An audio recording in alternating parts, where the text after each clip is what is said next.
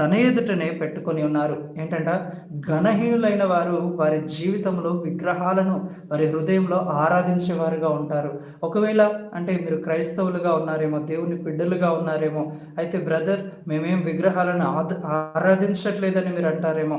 మీరు దేవుని కంటే దేనితో ఎక్కువ సమయాన్ని గడుపుతూ ఉన్నారో, దేవుని కంటే దేనిని ఎక్కువగా ప్రేమిస్తున్నారో అదే మీ విగ్రహమయమై ఉంది. అంటే ఒకవేళ మీరు ఎక్కువగా మొబైల్ ఫోన్ వాడితే అదే మీ విగ్రహము. మీరు ఎక్కువగా టీవీ చూస్తే అదే మీ విగ్రహము. దేవునికి ఇవ్వాల్సిన ఒక సమయాన్ని మీరు ఎక్కువగా దేని మీద వినియోగిస్తూ ఉన్నారో, ఈ లోకంలో దేనికంటే దేన్ని ఎక్కువగా మీరు ప్రేమిస్తూ ఉన్నారో, ఒకవేళ పని పని పని పని ఎప్పుడు పని పని అని మీరుంటే పనియే మీకు విగ్రహం అయింది. ఒకవేళ ఎప్పుడు డబ్బు డబ్బు డబ్బు అని మీరు తిరిగితే ఆ డబ్బే మీ విగ్రహం అయింది. మీ జీవితంలో దేనిని మీరు దేవుని కంటే అధికంగా ప్రేమిస్తున్నారో అదే మీ విగ్రహము.